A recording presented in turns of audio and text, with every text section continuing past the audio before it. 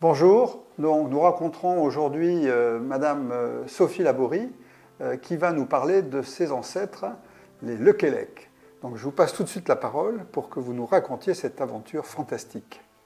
Alors merci Stéphane de me permettre de raconter la saga Lequelec qui est totalement liée au port de Bordeaux. L'originalité de la famille Lequelec, c'est qu'elle est originaire de Bretagne, que l'ancêtre qui s'est installé à Bordeaux, Ange, est arrivé dans les années 1818 en provenance de Tréguier dans les Côtes-d'Armor. Il est arrivé à Bordeaux avec l'intention de créer une compagnie d'armement. Sans doute qu'il avait peut-être un petit pécule amassé à la suite d'une carrière. La légende familiale raconte qu'il avait été corsaire du temps de la royauté, de la Révolution et de l'Empire. Et il faut savoir aussi que le port de Bordeaux, en 1818, permettait d'espérer beaucoup de conquêtes puisque l'armement avait été totalement détruit et laminé par le blocus anglais. Le blocus anglais a duré 20 ans et s'est déclenché à peu près à la Révolution française et s'est arrêté avec la venue de Louis XVIII. Louis XVIII a permis à Bordeaux de se libérer de cette tutelle anglaise, était à l'affût de l'embouchure de la Gironde et les bateaux qui sortaient ou qui rentraient dans l'estuaire se trouvaient confrontés à la marine anglaise qui venait pour les couler. Donc cette situation était absolument périlleuse pour les armements bordelais et bientôt ils ont été pratiquement détruits. Ange arrive à Bordeaux, il a un fils tout jeune qui a 15 ans, qui va immédiatement monter à bord d'un bateau pour naviguer et pour apprendre le métier. Et puis, quelque temps après, Ange Lequelec investit dans un bateau qui s'appelle la Jeanne. Il le confie en 1825 à son fils, Casimir, qui va faire une sorte de tour du monde aventureux pour chercher des nouvelles routes maritimes et surtout des nouvelles matières pour le commerce bordelais. Ainsi, Casimir va partir vers l'ouest et va franchir le Cap Horn après avoir passé en cabotage en Argentine, Rio, il arrive au Cap Horn. Et le but, c'est de franchir le Cap Horn et d'atteindre les ports de la côte de l'Amérique du Sud. Parce qu'il faut savoir qu'à cette époque-là, 1818, le Chili gagne son indépendance contre l'Espagne.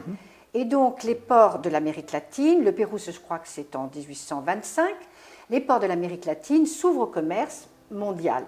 Et les Bordelais sont à l'affût de ces nouvelles routes maritimes. Il arrive à Valparaiso et il va prendre une cargaison de guano qui, à l'époque, était le principal engrais utilisé par les viticulteurs et par les vignerons pour la culture de la vigne, surtout essentiellement.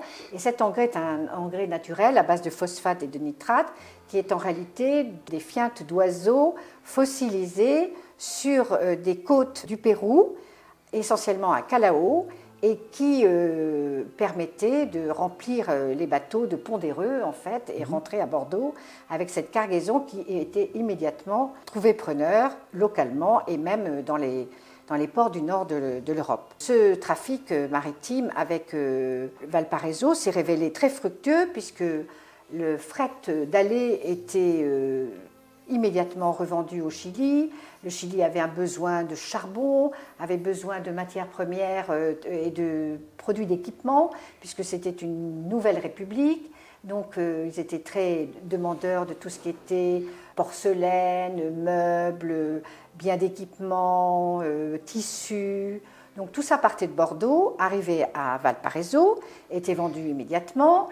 Et le bateau repartait avec une cargaison de guano, de nitrate et de phosphate. Cette cargaison était ramenée à Bordeaux et trouvait donc à être écoulée très rapidement. Le seul problème de cette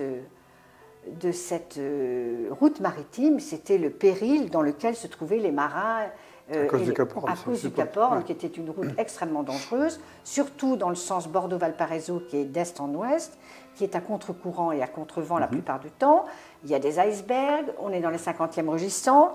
C'est une période très difficile pour les marins, comme les morutiers, comme les baleiniers. C'était des hommes extrêmement courageux, héroïques même, qui n'hésitaient pas à partir 3 mois, 4 mois, 5 mois en mer pour des navigations extrêmement dangereuses. On raconte dans la famille, enfin c'est plutôt mon oncle qui a écrit un peu les souvenirs de la famille, mon oncle Henri Nègre, qui racontait que sur les 77 bateaux caporniers qui ont été détenus par la compagnie de navigation, il y en a quand même 25 qui sont partis au fond de l'eau. Ce qui fait quand même une perte énorme. L'autre aspect de cette navigation et de cette compagnie Le Quélec, c'est que c'est vraiment une compagnie pionnière.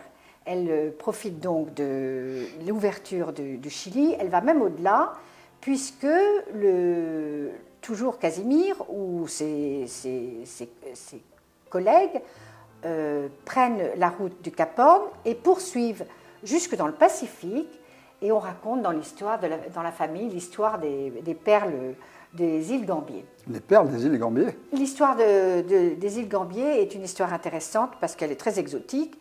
Le bateau Le Quélec arrive à Mangareva, une île de l'archipel des îles Gambier, célèbre, savait-il, par le troc de perles.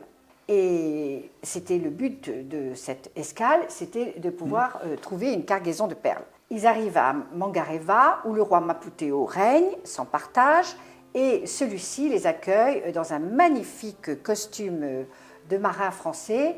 C'est ni plus ni moins que le costume offert par Dumont d'Urville, qui était passé à Mangareva 20 ans avant. Bon, bien sûr, le costume était un peu défraîchi, et donc le capitaine du navire, très astucieusement, propose à Maputeo un magnifique costume d'amiral qu'il avait à bord du bateau pour faire le troc avec les fameuses perles des îles Gambier qui étaient célèbres. Et il obtient une cargaison de perles et en remerciement, il propose au roi Maputeo de revenir avec le prochain bateau Le Quélec qui serait construit et qui porterait ni plus ni moins que le nom du roi Maputeo. Cette cargaison de perles a été une merveilleuse affaire pour l'affaire Le Quélec. Et ils ont vendu les perles à prix d'or. La légende veut que l'impératrice Eugénie ait porté elle-même un collier autour de son cou composé par les perles des îles Gambier. Et c'est une jolie histoire familiale, mais qui prouve que quand même ces capitaines de navires non seulement passaient le Cap Horn, mais en plus prolongé leur route jusqu'aux îles Gambier et quelquefois bien au-delà. Et j'ai entendu aussi parler de cette habitude qu'avaient les marins de déposer le courrier dans une île du détroit de Torres. C'était un rocher, il s'appelait Booby Island, et tous les capitaines de navires déposaient le courrier qu'ils avaient embarqué et prenaient le courrier qui était destiné au port dans lequel ils allaient atterrir en partance. Et cette histoire de courrier de Booby Island, où toute la planète échangeait son courrier, est assez amusante parce que, évidemment, à l'époque, on était privé de liaisons postales régulières. Oui, absolument, c'était le DHL de l'époque. Voilà. Alors, est-ce que vous avez d'autres anecdotes à nous raconter? Les cargaisons étaient très variées, il n'y avait pas que du nitrate et du phosphate. Il faut savoir que, comme il n'y avait pas de ligne régulière pour les voyageurs, pour l'Amérique du Sud, les voyageurs qui étaient en partance pour l'Amérique du Sud embarquaient toujours sur les 3 mâts de commerce et quelques pièces étaient installées pour les accueillir. Et il y a eu une cargaison assez originale sur le Magellan. Je crois que ça s'est passé entre l'évêque de Bordeaux et l'évêque de Valparaiso. L'évêque de Valparaiso a réclamé la livraison d'un contingent de religieuses pour équiper les monastères chiliens. Et l'évêque de Bordeaux a donc sollicité la compagnie Le Quélec pour trouver un embarquement pour les religieuses. La compagnie Le Quélec a donc envoyé le Magellan avec une cargaison de religieuses qui sont arrivées à bon port, fort heureusement, et le capitaine du navire a envoyé un message à l'armement de Bordeaux en disant « La cargaison est arrivée en très bon état ». Bon, donc ça prouve qu'à l'époque, on pouvait naviguer aussi dans des bonnes conditions, alors, si je suppose.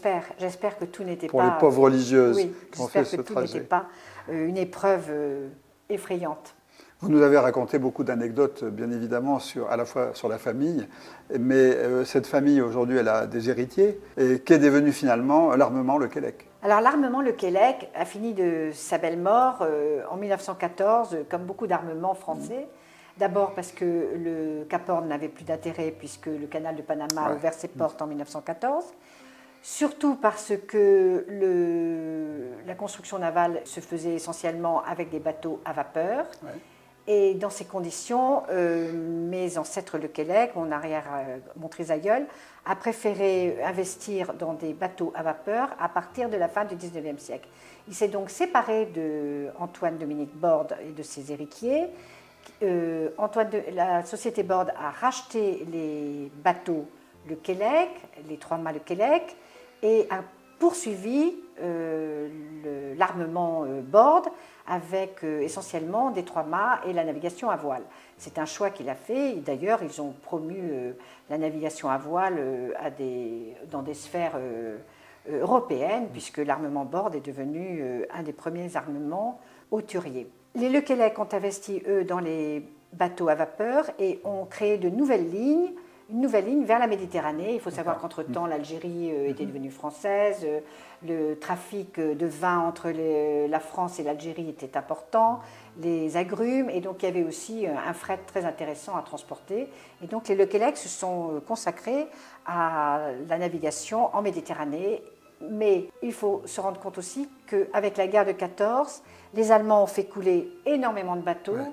Et donc tout ça, ça s'est arrêté après la guerre de 14. Heureusement, dans la famille, nous avons encore le dernier armateur, héritier des Lequelec, qui est le frère de ma mère, oncle Henri Nègre, qui a, lui, créé sa propre compagnie de navigation après la guerre de 40, poursuivi avec son fils une navigation sur la Méditerranée essentiellement.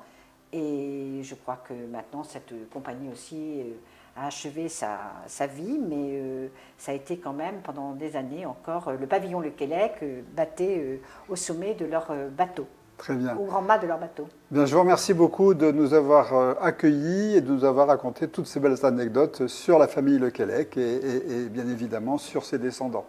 Merci.